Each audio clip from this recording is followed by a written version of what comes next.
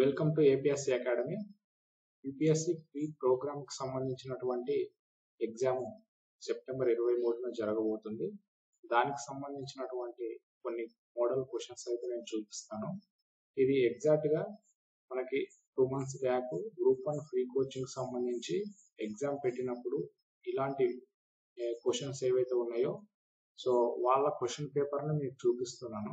దానివల్ల మీకు క్వశ్చన్స్ ఏ విధంగా వస్తున్నాయి అనేది తెలుస్తుంది.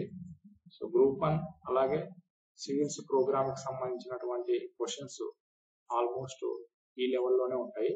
ఒకసారి మీరైతే ఆ క్వశ్చన్స్ ని చూడండి. ఈ పీడిఎఫ్ అనేది నేను డిస్క్రిప్షన్ లో ఇస్తాను. ఆ లింక్ ద్వారా మీరు డౌన్లోడ్ చేసుకొని చూడండి ఈ పీడిఎఫ్ అంతా కూడా. ఒకసారి మీరు ఫస్ట్ క్వశ్చన్ ని స్క్రీన్ పైన చూస్తే, after division of Andhra Pradesh state based on its population 2011 census, it is ranked at what number among the states of the country? So state wise మనకి పాపులేషన్ రిపోర్ట్ ని బేస్ చేసుకొని 2011 సెన్సస్ ప్రకారం మన AP state యొక్క rank ఎంత అంటే 10th. Exact గా area wise తీసుకుంటే మనకి 7th అనేది తెలుసు. ఇది ఒకసారి మనం చూసుకోవాలి. ఫ్యాక్ట్స్ ఏవైతే ఉన్నాయో వాటిపైన మోస్ట్లీ మీరు ఆ ఫ్యాక్ట్స్ క్వశ్చన్స్ ఏవైతే ఉన్నాయో అవన్నీ కూడా కవర్ చేయండి. ఆ డేటా అంతా కూడా మీరు ఒకసారి రివైజ్ చేస్తే బెటర్గా ఉంటుంది. తెలుగులో క్వశ్చన్స్ మనకు అవైలబుల్ ఉంటాయి, ఇంగ్లీష్ లో కూడా క్వశ్చన్స్ అవైలబుల్ ఉంటాయి. సిలబస్ గురించి నేను పూర్తిగా ఒక వీడియో అయితే చేశాను, దాన్ని మీకు ఐకార్డ్స్ లో ఇస్తాను, ఒకసారి మీరు వీలైతే చూడండి. ఇక సెకండ్ క్వశ్చన్ చూడండి. In which of the following communities AP state ranks first in production in the country? So దీంట్లో మన ఏపీ స్టేట్ అనేది ప్రొడక్షన్ లో ఫస్ట్ ప్లేస్ లో ఉంది అంటే మనకి ఎగ్స్ లో అలాగే మిల్క్ లో కూడా ఉంటుంది. బట్ ఫస్ట్ ప్రయారిటీ వచ్చేసి ఎగ్స్ అనేది మీరు ఆన్సర్ ఇవ్వాలి. ఇలా కొన్ని క్వశ్చన్స్ ఏవైతే ఉన్నాయో మీరు ఒకసారి చూడండి. ఆల్మోస్ట్ చూస్తే మీకు తెలిసిన క్వశ్చన్స్ లోనే ఆన్సర్స్ అన్ని కూడా ఈజీగా చేస్తారు. మీరు డెఫినెట్ గా ఇబ్బంది పడాల్సినటువంటి అవసరం అయితే లేదు. మీరు అక్కడక్కడ కొన్ని క్వశ్చన్స్ చూసుకుంటూ వెళ్ళిపోతే మీకు ఎగ్జాక్ట్ గా క్వశ్చన్స్ ఏ విధంగా అడుగుతున్నాడు అనే పాయింట్ తెలిసిపోతుంది. సో ఇక్కడ 7th క్వశ్చన్ చూడండి. ఇక్కడ 15th finance commission recommended state share of central taxes as అన్నాడు. సో మనకి 14th ఫైనాన్స్ కమిషన్ ప్రకారం అయితే 42 and 58. సో అది మనకు తెలిసిందే. ఇది తీసుకుంటే మనకి 41%. 15th ఫైనాన్స్ కమిషన్ కొన్నిసార్లు చైర్మన్ కూడా అడగచ్చు ఎన్కేసింగ్. అది కొన్ని రీసెంట్ కరెంట్ అఫైర్స్ లో ఏవైతే ఫ్యాక్ట్స్ ఉన్నాయో వాటన్నిటిని కూడా గుర్తుపెట్టుకోండి. సో ఇక్కడ బ్లూ ఫ్లాగ్ సర్టిఫికేషన్ కి సంబంధించినటువంటి క్వశ్చన్ అయితే ఒకటి వచ్చింది, బ్లూ ఫ్లాగ్ ఈచ్ అని. దీనికి సంబంధించిన దాంట్లో క్వశ్చన్ అది రీసెంట్ కరెంట్ అఫైర్స్ లో వచ్చినటువంటి క్వశ్చన్ కాబట్టి, సో కరెంట్ అఫైర్స్ లో మాక్సిమం ఏవైతే టచ్ ఉన్నాయో వాటిని కూడా క్వశ్చన్స్ అడుగుతాడు. కాబట్టి మీరు కరెంట్ అఫైర్స్ అట్లీస్ట్ ఒక 5 to 6 months కరెంట్ అఫైర్స్ అయితే రివ్యూ చేయండి. డెఫినెట్ గా వాటి నుంచి క్వశ్చన్స్ వచ్చే అవకాశం ఉంటుంది. సో ఇలా మోడల్ క్వశ్చన్స్ కొన్నిటిని మీరు చూడండి. ఆల్మోస్ట్ చూస్తే మీకు డెఫినెట్ గా ఎక్కడెక్కడ ఏ ఏరియాస్ లో అడుగుతున్నాడు అనేది మీకు తెలిసిపోతుంది. సో ఇలాంటి కొన్ని క్వశ్చన్స్ ప్రాక్టీస్ చేయండి. అలాగే ఇంతవరకు చదివిన సబ్జెక్ట్ ఏదైతే ఉందో అది ఒకసారి రివ్యూ చేయండి. ఇక్కడ asteroid belt is found between అన్నాడు. సో ఆస్టరాయిడ్ బెల్ట్ అనేది మాక్సిమం ఎక్కడ ఉంటుంది, సో దేనికి మధ్యలో ఉంటుంది అనేది ఫ్యాక్ట్ క్వశ్చన్. సో కొన్ని క్వశ్చన్స్ కూడా ఇది కూడా చూడండి. What is the time taken by the sun's light to reach the earth's atmosphere అన్నాడు. సో దగ్గరగా 8 to 20 seconds అంటే 8:18 ఉంది. మనం ఆన్సర్ అలా అయినా చేయొచ్చు. సో మాక్సిమం ఏవైతే ఇక్కడ క్వశ్చన్స్ ఉన్నాయో వాటిని ఒకసారి చూసి ఏ ఏరియాస్ పైన క్వశ్చన్స్ అడుగుతున్నాడు అనేది మీరు మీకు మీరే ఓన్ గా చూసుకోండి. మాక్సిమం ఈజీగానే ఉంటుంది ఎగ్జామ్. తెలుగు ఇంగ్లీష్ లో ఉంటుంది కాబట్టి ప్రాబ్లం లేదు. ఎవరైనా తెలుగు మీడియంలో క్వశ్చన్స్ ప్రాబ్లం అనుకున్న వాళ్ళు ఇంగ్లీష్ లోకి వెళ్ళండి, ఇంగ్లీష్ ప్రాబ్లం అనుకున్న వాళ్ళు తెలుగులో చూడండి క్వశ్చన్స్. ఇక్కడ world economic forum annual meeting అన్నాడు. సో అది దావోస్ లో మనకు తెలిసింది ఆల్రెడీ. సో కొన్ని సింపుల్ క్వశ్చన్స్ దేని నుంచి అడిగినా కూడా మీరు ఈజీగా ఆన్సర్ చేయడానికి ట్రై చేయండి. సో వచ్చినవి చేసుకుంటూ వెళ్ళిపోండి, ఎందుకంటే నెగిటివ్ కూడా ఉంది కాబట్టి. సో టోటల్ గా మనకి 100 మెంబర్స్ అయితే తీసుకోవడం జరుగుతుంది. సో ఈ 100 మెంబర్స్ కూడా ఓవరాల్ గా డిస్ట్రిక్ట్ వైజ్ అని చాలా మంది అడుగుతున్నారు. డిస్ట్రిక్ట్ వైజ్ అయితే కాదు, ఇది state wise competition. So state wise competition కాబట్టి ఓవరాల్ గా ఏ డిస్ట్రిక్ట్ నుంచి ఇంతమంది అవ్వాలి అనేది అయితే రూల్ లేదు. సో స్టేట్ వైడ్ కాంపిటీషన్ కాబట్టి టాప్ 100 ఎవరైతే వస్తారో వాళ్ళకి ఇస్తారో, అది కూడా category wise, sub categories wise. అందులో ఎంతమంది తీసుకోవాలి అనేది కూడా మనకి అఫీషియల్ అథారిటీ నిర్ణయిస్తుంది.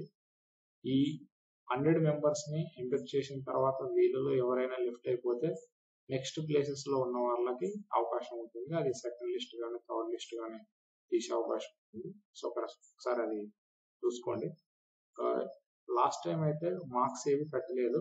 చాలా మంది కట్ ఆఫ్ ఎంత ఉంటుంది ఏంటి అని ఈ క్వశ్చన్స్ కూడా అడుగుతున్నారు. సో లాస్ట్ టైం అయితే కట్ ఆఫ్ అనేది అఫీషియల్ వెబ్సైట్ లో పెట్టలేదు, ఎవరికి కూడా తెలియదు. ఈ సంవత్సరం అయితే డెఫినెట్ గా వెబ్సైట్ లో అయితే పెడతారు. దానికోసం మీరు వెయిట్ చేయండి. దానికి సంబంధించినటువంటి అప్డేట్స్ అన్నిటిని కూడా నేను రెగ్యులర్ గా ఇస్తూ ఉంటాను. సో ఈ రోజు కూడా ఒక మెసేజ్ అయితే మనకి రావడం జరిగింది. త్వరలో మేము అడ్మిట్ కార్డ్స్ పెడతాము, సో వాటిని డౌన్లోడ్ చేసుకోండి అనే ఇంటిమేషన్ ఒక మెసేజ్ అయితే మనకి అందరి మొబైల్స్ కి అయితే వచ్చాయి. సో ఒకసారి చూసుకోండి, ఫాలో అవ్వండి. 2-3 రోజుల్లో మనకి అడ్మిట్ కార్డ్స్ కూడా వచ్చేస్తాయి. సో ఇంతవరకు చదివింది ఏదైతే ఉంటుందో వాటన్నిటిని కూడా ఒకసారి రివైజ్ చేయండి, సరిపోతుంది. ఫ్యాక్ట్స్ ఏవైతే ఉన్నాయో వాటిపైన కొంచెం ఎక్కువగా మీరు ట్రై చేస్తే ఆటోమేటిక్ గా ఆన్సర్స్ కూడా పెట్టొచ్చు. సో ఇలా స్టేట్మెంట్ వైజ్ క్వశ్చన్స్ ఉన్నటివి ఏవైతే ఉన్నాయో వాటిలో మాక్సిమం ఒక స్టేట్మెంట్ కరెక్ట్ ఉందా లేదా తప్పు ఉందా అనేది తెలిసిపోతుంది. సో దానివల్ల ఎలిమినేషన్ టెక్నిక్స్ తో ఈజీగా మనం సాల్వ్ చేయొచ్చు, ప్రాబ్లం అయితే లేదు. ఇక్కడ సింపుల్ క్వశ్చన్, ఆబ్జెక్టివ్ ఎవాల్యుయేషన్ ఎవరు మూవ్ చేశారు అన్నాడు. సో జవహర్లాల్ నెహ్రూ, ఇది మనకి ఫ్యాక్ట్ క్వశ్చన్ కింద వస్తుంది. సో మాక్సిమం ఫ్యాక్ట్ క్వశ్చన్స్ కిందనే చాలా వరకు అయితే ఉన్నాయి. మీరు ఒకసారి చూడండి క్వశ్చన్ పేపర్ మొత్తం అంతా కూడా, చూస్తే మీకు కూడా ఈజీగా అర్థమైపోతుంది. సో పెద్ద కష్టమైన క్వశ్చన్స్ అయితే ఏవీ లేవు. సో ప్యారిస్ కన్వెన్షన్ అన్నాడు ఇక్కడ 2015. ఇలాంటి క్వశ్చన్స్ ఏవైతే ఉన్నాయో అవి కొన్ని ఈజీగా పెట్టేసుకుంటూ వెళ్ళిపోయినా కూడా 50 అబౌవ్ క్వశ్చన్స్ మనకి తెలిసినవే ఉంటాయి. సో తెలియనివి ఏవైతే ఉన్నాయో వాటిని టచ్ చేయాల్సిన అవసరం అయితే లేదు. ఈజీగా మీరు ఈ 100 క్వశ్చన్స్ లో మనకి 50 క్వశ్చన్స్ అనేది సీజాట్ ఇంగ్లీష్ ఉంటే దాంట్లో మనకి 17 మార్క్స్ వస్తే పాస్ అయిపోతాము. బట్ దాంట్లో కూడా స్కోర్ చేయడానికి ప్రయత్నం చేయండి. సో 100 + 50 క్వశ్చన్స్ అంటే 150 క్వశ్చన్స్. సో 100కి ఇందులో మనం ఈజీగా 60 క్వశ్చన్స్ ఆన్సర్ ఈజీగా చేయొచ్చు. సో ప్రాబ్లం అయితే ఉండదు. ఓకే, తర్వాత మీరు రీసెంట్ కరెంట్ అఫైర్స్ మీద ఫోకస్ చేయాల్సినటువంటి విషయాలు ఏంటంటే టాప్ మోస్ట్ ప్రయారిటీ అంటే నేషనల్ లెవెల్ కరెంట్ అఫైర్స్ ఏవి ఉన్నాయి, తర్వాత ఇంటర్నేషనల్ కరెంట్ అఫైర్స్ ఏవి ఉన్నాయి, వాటి మీద మాక్సిమం కవర్ చేయండి. ఈజీగా ఆన్సర్స్ చేయగలరు. సో అట్లీస్ట్ 6 months నుంచి లేదంటే 5 months వరకు కరెంట్ అఫైర్స్ ఏవి ఉన్నాయో వాటన్నిటిని కవర్ చేయండి. డెఫినెట్ గా వాటి నుంచి క్వశ్చన్స్ వస్తాయి. సో పాలిటీ కానీ హిస్టరీ కానీ ఎకానమీ కానీ ఇవన్నీ వెరీ బేసిక్ క్వశ్చన్స్ అయితే ఉంటాయి, మరి డెప్త్ అయితే ఉండవు. ఎవరైనా డెప్త్ గా ఉంటుంది ఎగ్జామ్ అని రాయకుండా ఉన్నట్లయితే ఇప్పుడు మీరు మీ ఆలోచన మార్చుకోండి. డెఫినెట్ గా ఎగ్జామ్ అయితే రాయండి, కంపల్సరిగా మంచి మార్క్స్ వస్తాయి. మీకు కూడా 100 మెంబర్స్ సీట్ దొరుకుతుంది, మంచి ఎన్విరాన్మెంట్ దొరుకుతుంది. కాబట్టి ఎన్విరాన్మెంట్ లో ప్రిపేర్ అవ్వడానికి మంచి అవకాశం ఉంటుంది. సో కోచింగ్ తో పాటు ఫుడ్ అకామిడేషన్ ఉంటుంది, ప్రాబ్లం ఉండదు. సో మంచి ఎన్విరాన్మెంట్ దొరకాలి అనుకున్న వాళ్ళు ఈ వారంలో ప్రిపేర్ అయినది ఏదైతే ఉందో రివైజ్ చేయడానికి ట్రై చేయండి. సో ఇంకా మీకు కామెంట్స్ ఏమైనా ఉంటే వాటన్నిటిని కూడా మీ కామెంట్ సెక్షన్ లో కామెంట్ చేయండి. డెఫినెట్ గా నేనైతే మాక్సిమం రిప్లై ఇవ్వడానికి ప్రయత్నిస్తాను. ఇప్పటి వరకు జరిగినటువంటి వీడియోస్ లో కానీ ఇప్పటి వరకు మీరు క్వశ్చన్స్ అడిగిన వాటికైతే మాక్సిమం రిప్లై అయితే ఇచ్చాను. ఎవరైనా ఇవ్వలేదు అనుకున్నటువంటి వాళ్ళు ఉంటే డెఫినెట్ గా మీరు కామెంట్ చేయండి, రిప్లై అయితే ఇస్తాను. సో పాలిటీ క్వశ్చన్స్ కానీ లేదంటే ఎకానమీ క్వశ్చన్స్ కానీ బేసిక్ క్వశ్చన్స్ అయితే ఉంటాయి. డెఫినెట్ గా ఏదో పెద్ద ప్రాబ్లమేటిక్ క్వశ్చన్స్ ఇచ్చి ఉంటే టఫ్ ఇచ్చి ఇలా చేశాడు అనేది అయితే ప్రాబ్లం ఉంటుంది. సో ఈ ఎగ్జామ్ కి సంబంధించినటువంటి ఏ క్వైరీ ఉన్నా కూడా మీరు కామెంట్ సెక్షన్ లో కామెంట్ అయితే చేయండి. నేను కూడా దానికి రిప్లై ఇస్తాను. దానికి సంబంధించినటువంటి సొల్యూషన్ కూడా మీతో షేర్ చేస్తాను. నాకు ఇంకా వీడియో చేయడానికి అవకాశం ఉంది. సో రాస్తున్నటువంటి అందరికీ కూడా all the best. Admit cards వస్తే నేను కమ్యూనిటీ ట్యాబ్ లో అప్డేట్ చేస్తాను.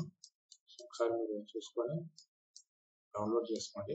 మాక్సిమం ఎవరి డిస్ట్రిక్ట్ లో వాళ్ళకి సెంటర్స్ అలొకేట్ అయితే చేస్తారు. సెంటర్స్ గురించి వరి అవ్వాల్సిన అవసరం లేదు. సో ఆ ఆప్షన్ వచ్చిన వెంటనే మీతో అప్డేట్ అయితే చెప్తాను కమ్యూనిటీ ట్యాబ్ లో.